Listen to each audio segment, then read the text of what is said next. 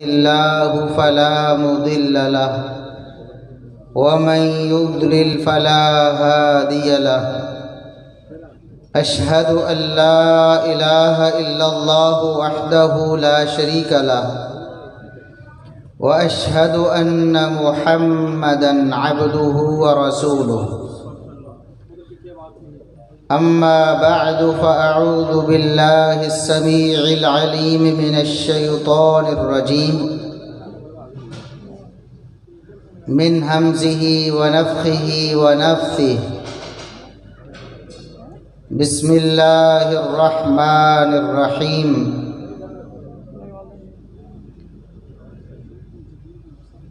والسابقون الأولون من المهاجرين والأنصار والذين اتبعوهم بإحسان رضي الله عنهم ورضوا عنه. انتہائی قابل احترام علماء کرام، خطبائے اعظام، انتہائی قابل قدر بزرگوں، عزیز نوجوان ساتھیوں، اللہ رب العزت کے فضل و احسان سے یہ عظیم الشان اجتماع، یہ پروگرام منعقد ہو چکا ہے، اور اللہ کی توفیق سے بہت سے علماء کرام، خطبائے اعظام آپ کے سامنے اپنے اپنے انداز سے کتاب و سنت کی دعوت کو پیش کریں گے. میرے ذمے جو عنوان لگایا گیا ہے وہ ہے دفاع سیدنا معاویہ رضی اللہ عنہ. سیدنا معاویہ رضی اللہ عنہ کون ہیں؟ اسلام کے ایک بہت بڑے جرنیل ہیں، رسول اللہ صلی اللہ علیہ وسلم کے تیار کردہ بہت بڑے سپہ سالار ہیں. وہ رسول اللہ صلی اللہ علیہ وسلم کے دیے ہوئے دین کے امین ہیں. وہ اللہ رب العزت کی نازل کردہ وحی کے کاتب ہیں. وہ رسول اللہ صلی اللہ علیہ وسلم کے خاص رشتہ دار ہیں. حسب و نسب میں رسول اللہ صلی اللہ علیہ وسلم سے تعلق رکھنے والے ہیں. وہ سیدنا معاویہ رضی اللہ عنہ، لوگ ان کے بارے میں زبان تان کو دراز کرتے ہیں، ان پر بکواسات کی بوچھار کرتے ہیں. ایک عام مسلمان سیدھا سادہ بسا اوقات وہ یہ سوچنے پر مجبور ہو جاتا ہے کہ آخر سیدنا معاویہ رضی اللہ عنہ کے ساتھ کسی کو کیا دشمنی ہے، لوگ کیوں ان کے خلاف بولتے ہیں، ان کی شان میں توہین کیوں کرتے ہیں. اس بات کو سمجھنا بہت ضروری ہے کہ ان جلیل القدر ہستیوں کے خلاف طعن کرنے والے اور زبان کو دراز کرنے والے وہ در حقیقت اسلام کے دشمن ہیں. جس قدر کسی جلیل القدر ہستی نے، کسی صحابی نے، کسی محدث نے، کسی امام نے اسلام کی عظیم خدمت کی ہے، اسی قدر اسلام کے دشمن اس کے خلاف اپنی دشمنی کو پورے زور سے نکالتے ہیں. جس قدر زیادہ خدمات ہیں، جس قدر زیادہ کارہائے نمایاں ہیں، اسی قدر دشمن بھی زیادہ ہے. رسول اللہ صلی اللہ علیہ وسلم اس کائنات کے سب سے بڑے محسن ہیں۔ آپ صلی اللہ علیہ وسلم کی امانت و دیانت کو، آپ صلی اللہ علیہ وسلم کی شرافت کو، آپ کی متانت کو ساری دنیا مانتی ہے۔ آپ پر ایمان نہ لانے والے بھی آپ صلی اللہ علیہ وسلم کو صادق و امین کہنے کے لیے مجبور تھے، لیکن آج بھی اس خاتم النبیین والمرسلین صلی اللہ علیہ وسلم پر دنیا میں بہت سے لوگ اعتراضات کرتے ہیں۔ آپ صلی اللہ علیہ وسلم کی توہین کی جاتی ہے، آپ صلی اللہ علیہ وسلم کی ذات بابرکات کو نشانہ بنایا جاتا ہے۔ آپ کو معلوم ہے ظالموں نے اس رسول رحمت صلی اللہ علیہ وسلم کو، جو ساری کائنات کے لیے رحمت بن کے آئے، جن کی تعلیمات کی وجہ سے آج دنیا میں جو امن و امان دیکھتے ہیں، یہ جو تہذیب، نام نہاد تہذیب کا دعویٰ ہے دنیا کو، یہ ہمارے ہی رسول صلی اللہ علیہ وسلم کی تعلیمات کو چرا کر انہوں نے ترقی کی ہے۔ ہماری ہی وہی کتاب و سنت کا مطالعہ کر کے، ہمارے ہی علماء اور سائنسدانوں کی کتابیں پڑھ کے، لیکن پھر بھی رسول اللہ صلی اللہ علیہ وسلم کے گستاخانہ خاکے بناتے ہیں۔ بھلا آپ صلی اللہ علیہ وسلم کا کیا قصور تھا؟ رحمت للعالمین کو نعوذ باللہ دہشت گرد کہا جاتا ہے۔ آپ صلی اللہ علیہ وسلم کی سیرت کو مسخ کرنے کی کوشش کی جاتی ہے۔ وجہ کیا ہے؟ ان دشمنوں کی دشمنی کا سبب کیا ہے؟ یہ نہیں کہ رسول اللہ صلی اللہ علیہ وسلم کی نعوذ باللہ تعلیمات بری تھیں، یا آپ پر قرآن کی آیات جو نازل ہوئی ہیں ان میں کوئی تشدد ہے، یا آپ صلی اللہ علیہ وسلم کی احادیث میں کوئی تشدد ہے۔ ایسا قطعاً نہیں ہے۔ دراصل جو مصلح بن کے آتا ہے، اصلاح قبول کرنے والے اصلاح قبول کر لیتے ہیں، اور جن کے دل برے ہوتے ہیں وہ اصلاح قبول کرنے کی بجائے دشمن بن جاتے ہیں۔ ایک ابو بکر صدیق ہیں جو رسول اللہ صلی اللہ علیہ وسلم کی دعوت پر لبیک کہتے سب سے پہلے مسلمان ہوتے ہیں۔ عورتوں خواتین میں سے سیدہ خدیجہ رضی اللہ عنہا ہے، سب سے پہلے ایمان لانے والوں میں شامل ہوتی ہے۔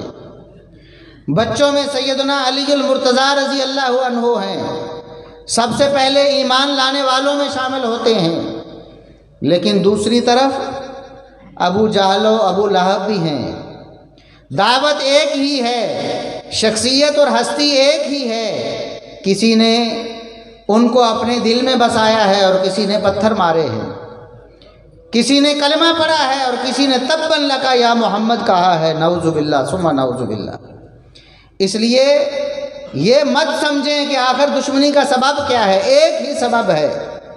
جو رسول اللہ صلی اللہ علیہ وسلم سے دشمنی کا سبب ہے وہی آپ کے جانثاروں، آپ کے وفاداروں، آپ کے صحابہ کرام سے دشمنی کا سبب ہے۔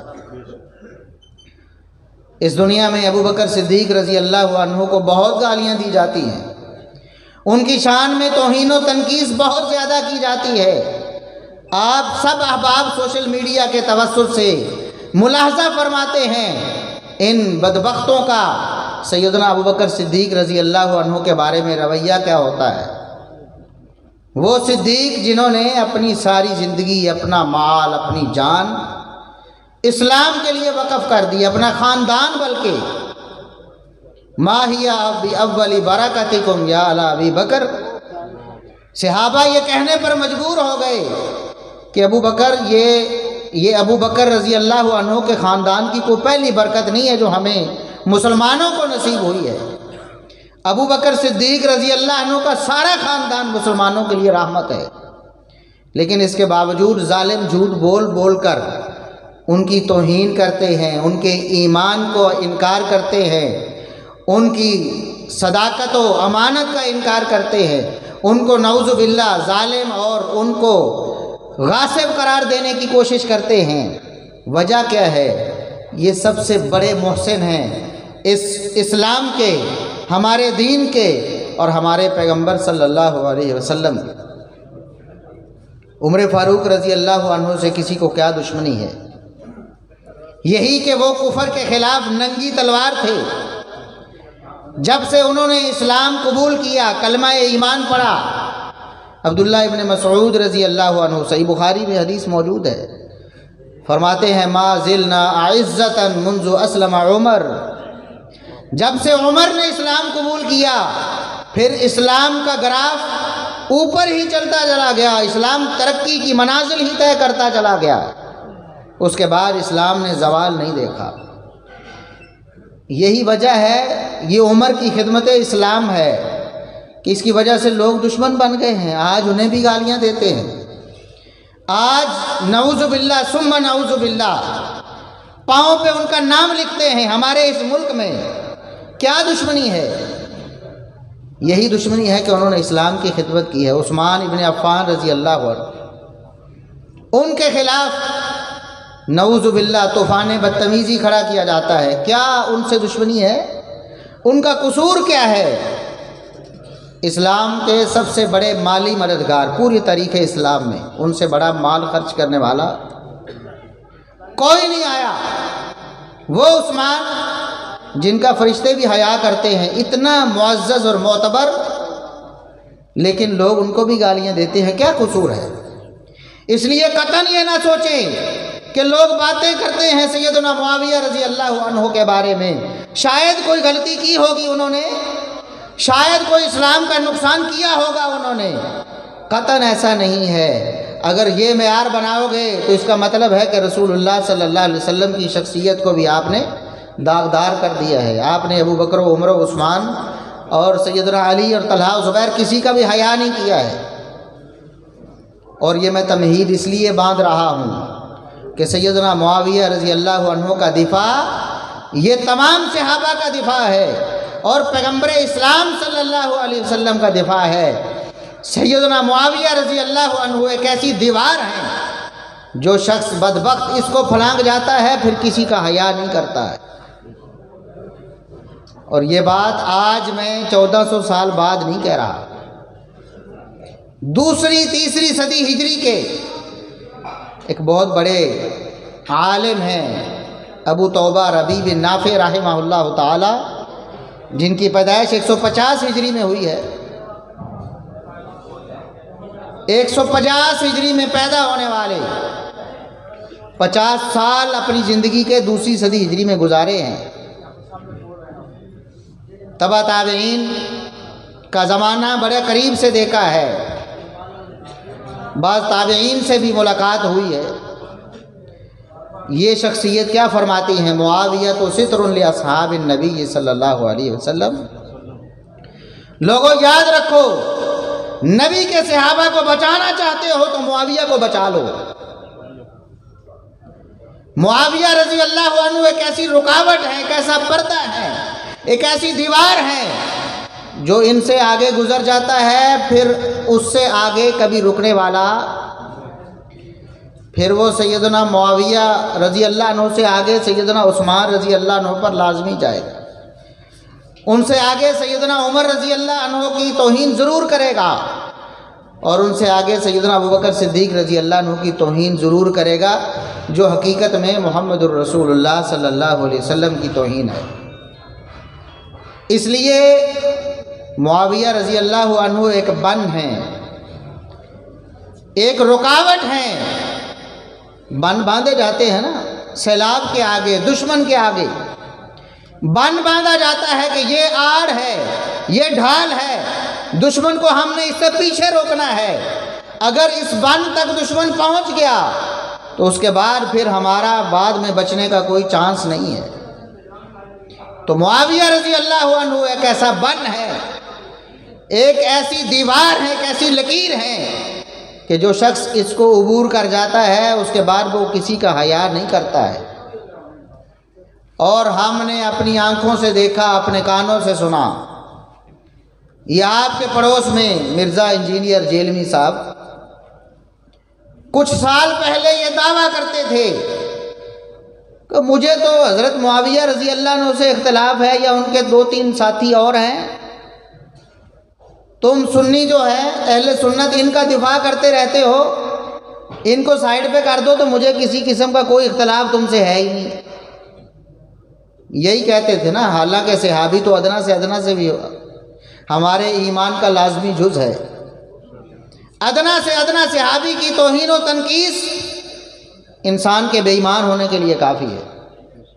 اور معاویہ رضی اللہ عنہ کی شان اور ان کا مقام تو کہاں، وہ تو جلیل القدر صحابہ میں شمار ہوتے ہیں. وہ تو نبی کریم صلی اللہ علیہ وسلم کی زبانی جنت کی بشارتیں پانے والوں میں شامل ہیں. وہ نبی کریم صلی اللہ علیہ وسلم کی زبان عطر سے دعائیں لینے والوں میں شامل ہیں. وہ تو وہ ہیں کہ نبی کریم صلی اللہ علیہ وسلم کو بھی ان سے کام پڑتا ہے. یہ عبداللہ ابن عباس فرماتے ہیں مجھے رسول اللہ صلی اللہ علیہ وسلم نے بھیجا کہ جاؤ معاویہ کو بلا کے لاؤ. کیوں بھیجا؟ فَإِنَّهُ فِي حَاجَةٍ، نبی کو معاویہ سے کام پڑا ہے. نبی فرماتے ہیں عبداللہ ابن عباس جاؤ مجھے معاویہ سے کام ہے، اسے بلا کے لاؤ. یہ وہ معاویہ ہیں، اتنے جلیل القدر صحابی. ہم ان کی توہین اور تنقیص کیسے برداشت کر سکتے ہیں؟ تو دعویٰ کیا تھا کہ مجھے حضرت معاویہ سے اور چند ایک بلکہ 3 اور تھے، نام لیتے تھے انجینئر صاحب، سیدنا معاویہ رضی اللہ عنہ، سیدنا مغیرہ بن شعبہ رضی اللہ عنہ، سیدنا عمر بن عاص رضی اللہ عنہ اور سیدنا ابو موسیٰ اشعری رضی اللہ عنہ. یہ باقاعدہ آن دی ریکارڈ ان کی بات موجود ہے کہ بس ان 4 کو سائیڈ پہ کر دو، ہمیں کوئی اختلاف نہیں. لیکن پھر اس اللہ کے ولی ربیع بن نافع رحمۃ اللہ علیہ کا قول کیسے صادق آتا؟ انہوں نے جو فرمایا ہے برحق ہے. جو معاویہ تک پہنچتا ہے وہ ابو بکر صدیق تک بھی پہنچتا ہے. پھر کچھ سالوں بعد ابھی آپ نے بیان سن لیا ہوگا کیوں ہم کہتے ہیں کہ معاویہ کا دفاع فرض ہے. ایک تو ان کی شخصیت کے حوالے سے ہی فرض ہے، اور ایک دیگر صحابہ کا دفاع بھی دفاع معاویہ میں مضمر ہے. آج وہ شخص انجینئر جہلمی صاحب کہتے ہیں کہ سقیفہ بنی ساعدہ میں جو ہوا تھا نا، سیدنا ابو بکر صدیق رضی اللہ عنہ کا انتخاب ہوا نا، پہلا خلیفہ مسلمانوں کا اور مومنوں کا، اس کا انتخاب کیا گیا سقیفہ بنی ساعدہ میں، اور یہ انتخاب بالاتفاق تھا، بالاجماع تھا. سارے صحابہ انصار و مہاجرین جو تھوڑی دیر پہلے اختلاف کر رہے تھے کہ خلیفہ انصار میں سے ہونا چاہیے یا مہاجرین میں سے، کچھ کہہ رہے تھے کہ ایک انصار میں سے ہو جائے ایک مہاجرین میں سے ہو. قریب تھا کہ اختلاف بڑھ جاتا. عمر فاروق رضی اللہ عنہ نے ابو بکر صدیق رضی اللہ عنہ کا ہاتھ بلند کر کے کہا میں ابو بکر کی بیعت کرتا ہوں. اس کے بعد پھر چراغوں میں روشنی نہیں رہی. وہ جو صحابہ آپس میں اختلاف کر رہے تھے ہم میں سے خلیفہ ہونا چاہیے، ہم میں سے ہونا چاہیے، جب ابو بکر صدیق رضی اللہ عنہ کا نام سنا، ان کی شخصیت کو دیکھا تو کہا کہ اگر یہ ہیں تو ہمیں کسی اور کی ضرورت ہی نہیں ہے. یہ وہ انتخاب ہے. آج انجینئر صاحب اس انتخاب کے بارے میں کہتے ہیں کہ وہ انتخاب ہی امت کی بربادی کا سبب بنا ہے، نعوذ باللہ. یعنی ابو بکر صدیق رضی اللہ عنہ کا خلیفہ بلا فصل بننا، مسلمانوں کا ان کو اپنا خلیفہ منتخب کر لینا، کہتے ہیں اسلام کے اندر جتنی جنگیں ہوئی ہیں، جتنے فسادات ہوئے ہیں، اسی وجہ سے ہوئے ہیں، نعوذ باللہ. اور کہتے ہیں کہ اگر آج ابو بکر صدیق زندہ ہوں تو اپنے انتخاب پر خون کے آنسو روئیں، نعوذ باللہ ثم نعوذ. ثابت ہو گیا کہ جب تک معاویہ رضی اللہ عنہ کا دفاع نہیں ہوتا ابو بکر صدیق رضی اللہ عنہ کا دفاع ہو سکتا. عمر فاروق رضی اللہ عنہ کے خلاف زبان درازی کی، کہا کہ خلفائے راشدین نے سوائے سیدنا علی رضی اللہ عنہ کے کسی نے انصار کو ان کا حق نہیں دیا، بلکہ انصار کی حق تلفی کرتے رہے. نعوذ باللہ ثم نعوذ باللہ. سیدنا ابو بکر رضی اللہ عنہ، سیدنا عمر رضی اللہ عنہ اور سیدنا عثمان رضی اللہ عنہ، تینوں کی توہین یہ کہہ کے کی کہ انہوں نے انصار کو ان کا حق نہیں دیا، حق تلفی کی ہے، بلکہ یہاں تک کہا کہ انصار قیامت کے دن حوض کوثر پر آئیں گے اور نبی ان کی دلجوئی کے لیے فرمائیں گے کہ تمہاری حق تلفی کرنے والوں کو آج میں اپنے سے دور کرتا ہوں، سحقن سحقن لمن غیر آباد، نعوذ باللہ۔ اس لیے ہم کہتے ہیں کہ معاویہ رضی اللہ عنہ کا دفاع یہ تمام صحابہ کا دفاع ہے، بلکہ یہ دفاع صحابہ کی بنیاد ہے۔ یہ سبق یاد کر لیں کہ معاویہ رضی اللہ عنہ کوئی معمولی ہستی نہیں ہے۔ جس طرح ابو بکر صدیق رضی اللہ عنہ کی خدمات ہیں، عمر فاروق رضی اللہ عنہ کی خدمات ہیں، عثمان غنی رضی اللہ عنہ کی خدمات ہیں، علی المرتضیٰ رضی اللہ عنہ کی خدمات ہیں، اسی طرح امت کے لیے معاویہ رضی اللہ عنہ کی خدمات ہیں۔ اگر کوئی خدمت نہ ہوتی ان کی، کوئی اور فضیلت نہ ہوتی، نبی کی صحابیت اتنا بڑا شرف تھی کہ اس کے بعد کسی اور فضیلت کی ضرورت ہی نہیں تھی، اتنا بڑا شرف صحابیت والا، اور اس کے بعد نبی کریم صلی اللہ علیہ وسلم کی رشتہ داری والا۔ آج لوگ بات کرتے ہیں کہ نبی کی رشتہ داری کا خیال کرو، اچھی بات ہے، کرنا چاہیے۔ ہم کہتے ہیں نبی کی ہر وہ رشتہ داری ہمارے لیے معزز اور محترم ہے جس کو شرف صحابیت حاصل ہے۔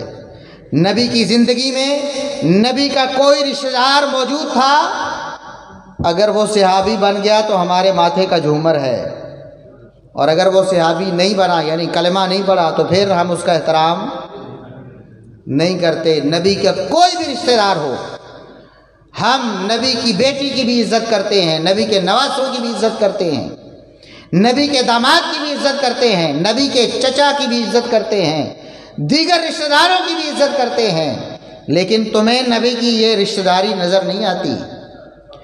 نبی کریم صلی اللہ علیہ وسلم کے برادر نسبتی ہیں سیدنا معاویہ رضی اللہ عنہ، اور سیدنا معاویہ رضی اللہ عنہ کی توہین کرنا یہ نبی کو دکھ پہنچانا ہے۔ بتاؤ، آپ کے رشتہ دار کو اگر کوئی لعن طعن کرے، آپ کا رشتہ دار چاہے برا ہی کیوں نہ ہو، آپ اس کو برا سننا برداشت تو نہیں کرتے نا۔ آپ کی زوجہ محترمہ کا کوئی بھائی ہو، آپ نہیں برداشت کرتے کوئی اسے برا کہے، حالانکہ برا ہو بھی سکتا ہے۔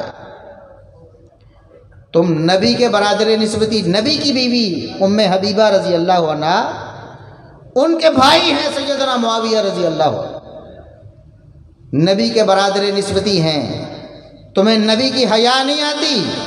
کل قیامت کے دن کیا منہ لے کر جاؤ گے، کیا منہ لے کر؟ یہ آیت پیش کرتے ہیں، قُلْ لَا أَسْأَلُكُمْ عَلَيْهِ أَجْرًا إِلَّا الْمَوَدَّةَ فِي الْقُرْبَى، پیش کرتے ہیں نا آیت، ہمیں سناتے ہیں، حالانکہ ہم نبی کی رشتہ داری کو سر پہ بٹھاتے ہیں۔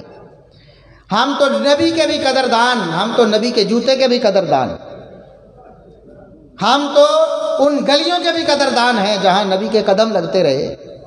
ہمیں یہ سکھاتے ہو کہ نبی کی رشتہ داری کا احترام کرو، ہم احترام کرتے ہیں، لیکن یہ آیت تم کیوں بھول جاتے ہو؟ جب نبی کے برادر نسبتی کی بات آتی ہے تم گالیاں دیتے ہو، تم ان کو برا بھلا کہتے ہو، تم ان کی توہین کرتے ہو، پھر کہتے ہو کہ ہمیں نبی سے محبت ہے، پھر یہ خیال بھی ہے، یہ طلب بھی ہے، یہ تڑپ بھی ہے کہ حوض کوثر پہ ہم نبی کے ہاتھ سے جام پئیں گے۔ نبی کو دکھ دیتے ہیں، نبی کریم صلی اللہ علیہ وسلم کی ازواج مطہرات کو برا بولتے ہیں۔ یہی وہ بدبخت ہیں جو کہتے تھے ہمارا اختلاف صرف حضرت معاویہ سے ہے، لیکن کیا کہا کہ سیدہ عائشہ ظالمہ ہیں، نعوذ باللہ ثم نعوذ باللہ، کہا کہ نہیں کہا؟ معاویہ رضی اللہ عنہ کا دفاع یہ امہات المومنین کا دفاع ہے۔ او بھلا کیسے ہو سکتا ہے معاویہ سے کوئی نفرت کرے اور ام المومنین سیدہ عائشہ سے محبت کرے؟ یہ ممکن نہیں، ممکن کیوں بھائی؟ سیدہ عائشہ صدیقہ رضی اللہ عنہا ام المومنین وہ فرماتی ہیں کہ جب مسلمانوں میں اختلاف تھا نا، اس وقت میں یہ خواہش کرتی تھی کہ یا اللہ میری عمر بھی معاویہ کو لگا دے، معاویہ رضی اللہ عنہ وہ جلیل القدر ہستی ہیں کہ نبی کی سب سے پیاری بیوی، نبی کی سب سے بڑی محبوبہ اس کائنات میں۔ پوچھا گیا نا من احب الناس الیک یا رسول اللہ، اللہ کے رسول آپ کو سب سے بڑھ کر محبوب کون ہے؟ نبی کی زبان اطہر سے سب سے پہلا لفظ فرمایا عائشہ، سب سے بڑھ کر مجھے دنیا میں کسی سے محبت ہے تو وہ عائشہ ہے۔ یہ عائشہ صدیقہ رضی اللہ عنہا کہ اپنی بیٹی نبی کی لخت جگر سیدہ فاطمہ رضی اللہ عنہا ایک دن نبی صلی اللہ علیہ وسلم کی دوسری بیویوں کا پیغام لے کر آئیں، صحیح بخاری میں درج ہے کہ ابو جی یہ جو آپ کی دوسری بیویاں ہیں نا، آپ ان کی طرف ذرا زیادہ محبت کا رخ کریں، آپ محبت عائشہ سے زیادہ کرتے ہیں۔ دوسری آپ کی بیویاں ہیں، میں سفارش لے کر آئی ہوں، آپ ان سے بھی زیادہ محبت کیا کریں، عائشہ سے زیادہ ان کی طرف رخ کر لیں۔ تو نبی صلی اللہ علیہ وسلم نے فرمایا فاطمہ میرے جگر کے ٹکڑے، تمہیں یہ پسند نہیں کہ جس سے میں محبت کرتا ہوں تم بھی اس سے محبت کرو؟ سیدہ عائشہ کہتی ہیں، سیدہ فاطمہ رضی اللہ عنہا نے لا محالہ یہی کہا ہوگا، کیوں نہیں، آپ میرے والدہ گرامی بھی ہیں اور میرے نبی بھی ہیں، رحمت للعالمین خاتم النبیین والمرسلین ہیں، جس سے آپ محبت کرتے ہیں میں کیوں نہ محبت کروں گی؟ فرمایا اگر یہ پسند کرتی ہو کہ میری محبت کو تلاش کرو تو تم بھی عائشہ سے محبت کرو۔ نبی اپنی بیٹی کو بھی حکم دیتے ہیں، یہ وہ عائشہ صدیقہ ہیں، فرمایا دنیا آخرت میں میری بیوی ہیں، یہ وہ عائشہ صدیقہ ہے جن کے بستر پر قرآن نازل ہوتا ہے، کسی اور بیوی کے بستر پہ کبھی قرآن نازل وحی نہیں آئی، عائشہ کے بستر پہ آتی ہے، یہ وہ عائشہ ہے۔ وہ عائشہ کہتی ہیں کہ میرا پورے یقین سے میں اللہ سے دعا کرتی تھی، پوری لگن سے کہ اللہ میری عمر معاویہ کو لگا دے، اس لیے یہ کیسے ہو سکتا ہے کہ معاویہ سے کوئی نفرت کرے تو ان کو اپنی عمر لگنے کی دعا دینے والی عائشہ سے محبت کرے؟ ہو ہی نہیں سکتا ہے، یہ ہو ہی نہیں سکتا کہ معاویہ سے کوئی نفرت کرے اور ان کو گورنر بنانے والے ابو بکر و عمر و عثمان اور علی رضی اللہ عنہ، ان کے دور علی رضی اللہ عنہ کے دور میں بھی سیدنا معاویہ رضی اللہ عنہ کا عہدہ تو نہیں گیا تھا نا، اختلافات اپنی جگہ ہیں، لیکن سیدنا معاویہ رضی اللہ عنہ کا عہدہ برقرار، اور اس سے بڑی بات معاویہ رضی اللہ عنہ اس امت کے بہت بڑے محسن ہیں۔ اگر کوئی عقل مند غور کرے نا، امت کو 2 دفعہ بہت بڑے چیلنج کا سامنا ہوا ہے، بہت بڑے فتنہ فساد کا خطرہ آیا ہے امت پر۔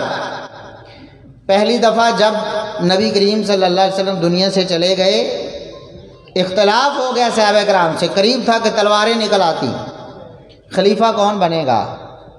اس وقت ابو بکر صدیق رضی اللہ عنہ خلیفہ بنے اور مسلمانوں نے سکھ کا چین سانس لیا اور پورے مسلمان متفق اور متحد ہو گئے، کوئی اختلاف کرنے والا باقی نہ رہا۔ شخصیت کس کی تھی؟ ابو بکر صدیق رضی اللہ عنہ کی، اور ابو بکر صدیق رضی اللہ عنہ کو خلافت کے لیے آگے کس نے کیا تھا؟ میں بتا چکا ہوں نا، عمر فاروق رضی اللہ عنہ۔ یہ وہ عمر ہیں کہ جن کی خواہش پہ اللہ قرآن نازل کرتا تھا۔ کتنے ایسے مقامات آئے، ایسے مواقع آئے کہ عمر فاروق رضی اللہ عنہ نے اپنی خواہش کا اظہار کیا کہ ایسے کیوں نہ ہو جائے، اللہ نے قرآن بنا کر نازل کر دیا کہ عمر کی جو رائے ہے وہ اللہ رب العزت کی خواہش کے مطابق ہے، اللہ کی رضا بھی اسی میں ہے، لہٰذا آج کے بعد یہ دین اور شریعت ہے۔ وہ عمر کھڑے ہوئے اور مسلمانوں کو اختلاف سے بچانے کے لیے امت کو ایک محسن دیا جس کا نام ابو بکر صدیق رضی اللہ عنہ۔ اللہ کی قسم ابو بکر صدیق رضی اللہ عنہ کے علاوہ کسی پر امت جمع ہو سکتی نہیں تھی، سوال ہی پیدا نہیں ہوتا تھا، کیونکہ نبی فرما گئے تھے، محمد الرسول اللہ صلی اللہ علیہ وسلم فرما۔ لوگ کہتے ہیں نا جی نبی نے کاغذ قلم مانگا تو عمر نے روک دیا، آپ نے لکھوانا کیا تھا جی؟ کہتے ہیں جی حضرت علی کی خلافت بلا فصل لکھوانی۔ صحیح بخاری اور صحیح مسلم میں موجود ہے کہ نبی کریم صلی اللہ علیہ وسلم نے اس سے پہلے بھی اس ایک دو دن پہلے خواہش کا اظہار کیا کہ عائشہ میرے پاس اپنے والد ابو بکر کو بلاؤ اور اپنے بھائی عبد الرحمن کو بلاؤ۔ کیوں؟ میں لکھوا دینا چاہتا ہوں، میں لکھوا دینا چاہتا ہوں، مجھے خطرہ ہے، مجھے یہ خدشہ پیدا ہوا ہے، میرے ذہن میں یہ خیال آیا ہے کہ میرے دنیا سے جانے کے بعد کوئی کھڑا ہو کر یہ نہ کہے آنا اولا، میرا حق زیادہ بنتا ہے، میں تو نبی کا فلاں فلاں لگتا ہوں، میرا حق زیادہ بنتا ہے۔ نبی کے چچا بھی تھے، نبی کے بھائی بھی تھے، نبی کی اور رشتہ داریاں بھی تھیں جو مسلمان تھے، جلیل القدر صحابہ تھے۔ فرمایا میں یہ لکھوا کے جانا چاہتا ہوں تاکہ میرے دنیا سے جانے کے بعد اختلاف نہ پیدا ہو، کوئی کھڑا ہو کر یہ دعویٰ نہ کرے کہ میرا حق زیادہ بنتا ہے۔ پھر فرمایا عائشہ رہنے دو، فرمایا عائشہ رہنے دو، مجھے اس بات کا یقین ہو گیا ہے کہ یأبی اللہ والمؤمنون الا ابا بکر، کہ نہ اللہ نے ابو بکر کے علاوہ میرے بعد کسی کو خلیفہ بننے دینا ہے، نہ مومنوں نے بننے دینا ہے۔ سمجھ گئے نا؟ یہ اللہ کا فیصلہ تھا، اور عمر فاروق رضی اللہ عنہ نے اللہ کے اسی فیصلے کو پایا، تکمیل تک پہنچایا۔ تو سب سے بڑے اور پہلے محسن نبی کے بعد اس امت کے کون ہیں؟ ابو بکر صدیق رضی اللہ عنہ، کہ سارے مومن متفق ہو گئے۔ نبی نے جو فرمایا تھا کہ جو مومن ہوگا وہ ابو بکر کا انکار کر سکتا، مومن نہیں کر سکتا، مومن ضرور کرتے ہیں، مومن نہیں انکار کر سکتے۔ اسی طرح امت میں دوبارہ اختلاف پیدا ہوا سیدنا عثمان رضی اللہ عنہ کے قصاص کے حوالے سے۔ پہلے بھی جو اختلاف پیدا ہوا تھا وہ بھی کوئی برا نہیں تھا، خلافت کے بارے میں پیدا ہوا تھا نا، خلیفہ کس کو بنایا جائے، رائے مختلف ہو گئی۔ اب بھی ایسے ہوا، اختلاف اب بھی اچھے امر پہ ہوا ہے کہ سیدنا عثمان رضی اللہ عنہ کو شہید کر دیا گیا ہے، تو ان کے قاتلوں کو کیفر کردار تک پہنچانا چاہیے۔ کیا فوری کیفر کردار تک پہنچانا چاہیے یا کچھ عرصہ انتظار کر لینا چاہیے، حالات کو نارمل ہونے دینا چاہیے؟ یہ اختلاف ہے۔ ایک گروہ جلیل القدر صحابہ کا، جن میں سیدہ عائشہ صدیقہ رضی اللہ عنہا، طلحہ و زبیر ہیں اور بڑے بڑے صحابہ ہیں، عشرہ مبشرہ میں سے، وہ کہتے ہیں کہ فی الفور ان ظالموں کو کیفر کردار تک پہنچانا چاہیے، ورنہ یہ کوئی اور فساد کھڑا کریں گے، ان کو راستے سے فوراً ہٹانا چاہیے۔ دوسری طرف بھی کبار صحابہ کرام ہیں، نبی کریم صلی اللہ علیہ وسلم کے چچا زاد، چوتھے خلیفہ راشد سیدنا علی بن ابی طالب رضی اللہ عنہ اور دیگر صحابہ کرام، ان کا خیال یہ ہے کہ ابھی حالات نارمل نہیں ہیں، کچھ دن کچھ مہینے انتظار کر لیا جائے، کچھ مہلت مل جائے، ہمیں اپنی حکومت کو مضبوط کر لینا چاہیے، کہیں ہم ان کو قابو کرتے کرتے کسی اور مسئلے میں نہ پڑ جائیں، ان کے ساتھ لوگ اور شامل ہو۔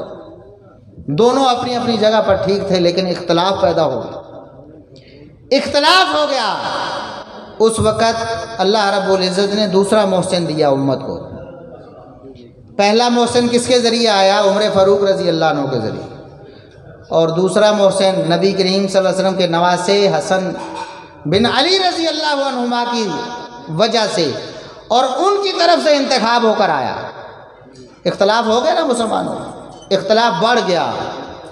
دو واقعات رونما ہوئے تاریخ اسلام میں، جمل اور صفین، اور اس کے بعد ایک بڑا حادثہ خارجیوں کے ہاتھوں، وہی جو باغی تھے سیدنا عثمان رضی اللہ عنہ کو شہید کرنے والے، انہی باغیوں کے ہاتھوں سیدنا علی رضی اللہ عنہ بھی شہید کر دیے۔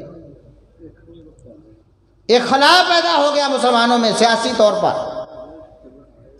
سیدنا حسن رضی اللہ عنہ خلیفہ بن گئے بعد میں، لیکن انہوں نے دیکھا کہ یہ معاملہ میرے سے نہیں سنبھلے گا، بلکہ اس کو سنبھالنے والا ایک اور بہتر آدمی موجود ہے امت میں، تو میں اپنی خلافت کی قربانی دے کر اس امت کی خیر خواہی کرنا چاہتا ہوں، اس امت پر احسان کرنا چاہتا ہوں۔ عمر کو بھی نبی کی بشارت تھی اور حسن کو بھی نبی کی بشارت تھی۔ نبی صلی اللہ علیہ وسلم نے فرمایا تھا ان ابنی ھذا سید، میرا یہ بیٹا سردار ہے۔ حسن رضی اللہ عنہ کو کیا فرمایا؟ سردار۔ حالانکہ حسن و حسین دونوں ہی سردار ہیں، ہمارے سردار ہیں کہ نہیں؟ نبی کے نواسے ہیں، نبی کا خاندان ہے، ہمارے سردار ہیں، سارے مسلمانوں کے سردار ہیں۔ سیدہ شباب اہل جنہ فرما چکے ہیں، جنتی نوجوانوں کے سردار ہیں، لیکن اب فرماتے ہیں کہ میرا یہ بیٹا حسن سردار ہے، یعنی حسن کی سرداری کچھ الگ ہی تھی۔ فرمایا یہ میرا بیٹا سردار ہے، کیوں؟ لعل اللہ ان یصلح بہ بین فئتین عظیمتین من المسلمین، اللہ رب العزت ایک وقت آئے گا کہ میرے اس نواسے، میرے اس بیٹے حسن کی وجہ سے امت کے دو عظیم الشان گروہوں کو دوبارہ ایک کر دے گا، صلح کروا دے گا۔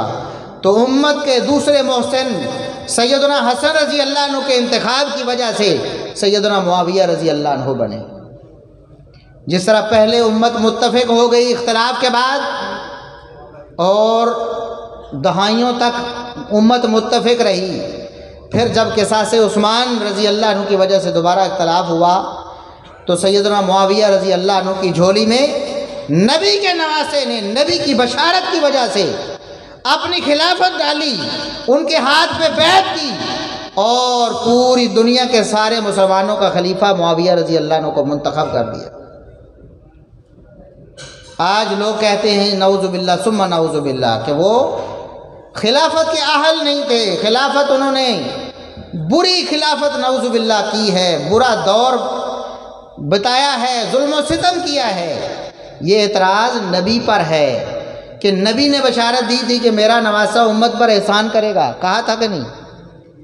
یہ صحیح بخاری صحیح مسلم میں موجود ہے کہ میرا یہ نواسہ سردار ہے، یہ امت پر احسان کرے گا کہ امت کی صلح کروائے گا۔ تو حسن رضی اللہ عنہ نے نبی کی بشارت کی وجہ سے احسان کیا کیا؟ معاویہ رضی اللہ عنہ کو پوری دنیا کے سارے مسلمانوں کا خلیفہ منتخب کر دیا، اور اس کے بعد 20 سال تھوڑا عرصہ نہیں ہے، 20 سال کا عرصہ سیدنا معاویہ رضی اللہ عنہ کی خلافت کا۔ اس پورے 20 سال میں وہ کہتے ہیں نا کہ کسی پرندے نے پر بھی نہیں مارا ہے، کسی دشمن کو جرأت نہیں ہوئی کہ میلی آنکھ سے عالم اسلام کی طرف دیکھ لے۔ اور سیدنا معاویہ رضی اللہ عنہ کا دفاع اس لیے فرض ہے، ان کے احسان اس قدر زیادہ ہیں کہ نبی کریم صلی اللہ علیہ وسلم نے یہ بھی فرمایا تھا اول جیش من امتی یغزون البحر قد اوجبوا۔ سیدنا معاویہ رضی اللہ عنہ کے بارے میں یہ بشارت ہے، اور ان کے لشکر کے بارے میں، کہ سب سے پہلا لشکر جو غزوہ بحر کرے گا انہوں نے اپنے لیے جنت الاٹ کروا لی ہے۔ یہ فرمان نبوی کے الفاظ ہیں کہ انہوں نے جنت اپنی پکی کر لی ہے، ان کے نام جنت الاٹ ہو چکی ہے۔ بلکہ فرمایا کہ میں نے خواب میں دیکھا، انبیاء کے خواب وہی ہوتے ہیں، میں نے خواب میں دیکھا ہے میری امت کے وہ لوگ جو غزوہ بحر کریں گے میرے بعد، میں نے جنت میں ان کو بادشاہوں کی طرح تختوں پہ ٹیکیں لگائے دیکھا ہے۔ یہ ہے سیدنا معاویہ رضی اللہ عنہ۔ یہ غزوہ بحر کیا ہے بھلا؟ کوئی چھوٹا کارنامہ نہیں ہے۔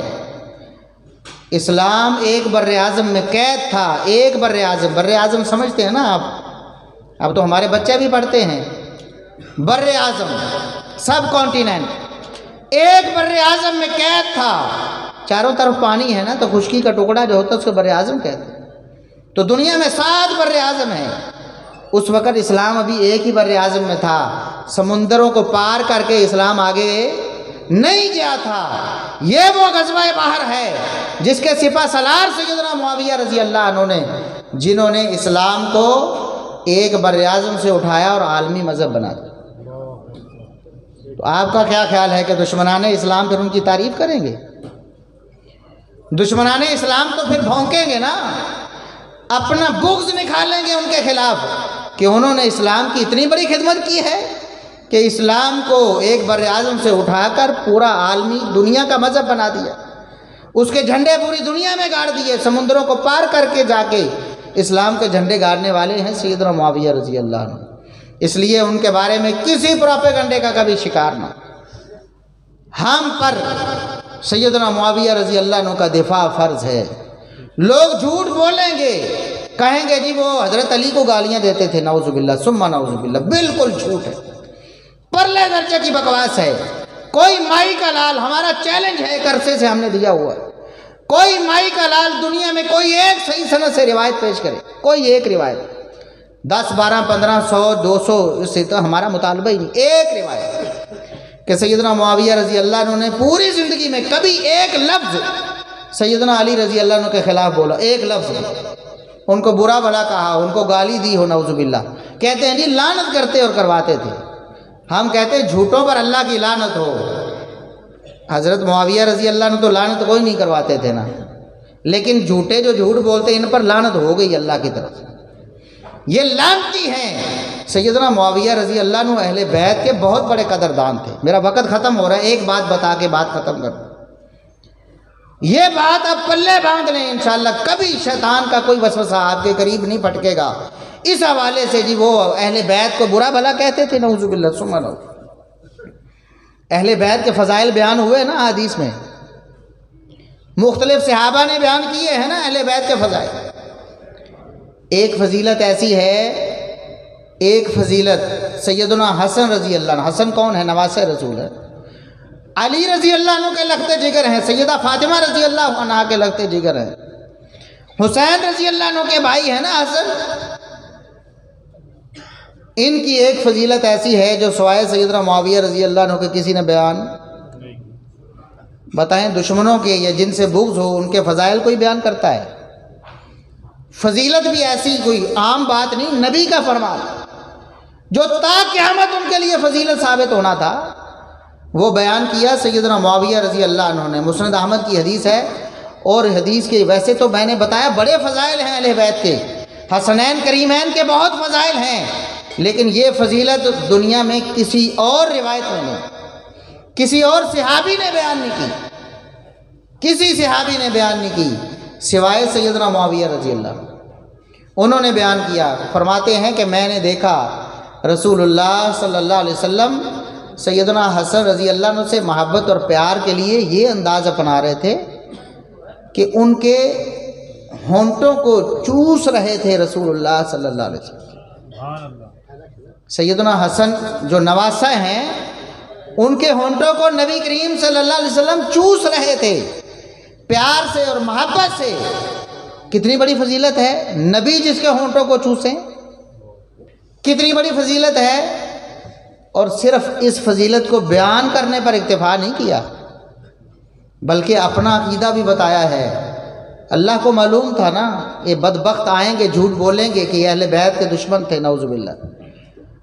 تو اللہ رب العزت نے یہ الفاظ بھی ان سے نکلوائے اور ہماری حدیث کا، ہمارے اسلامک لٹریچر کا لازمی حصہ بن گئے.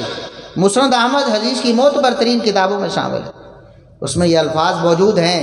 صرف یہ فضیلت بیان کر کے بس نہیں کی بلکہ اپنا عقیدہ، اپنے جذبات کا اظہار کیا.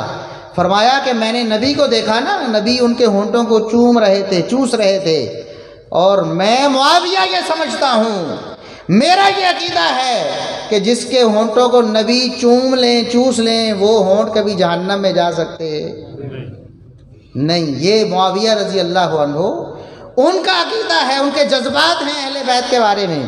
کبھی انہوں نے ایک لفظ بھی اہل بیت کے بارے میں برا بولا، حالانکہ اختلاف ہوا سخت ترین اختلاف میں بھی ایک لفظ. اس لیے علماء نے باقاعدہ کتابیں لکھی ہیں، حلم و معاویہ، سیدنا معاویہ رضی اللہ عنہ کی بردباری.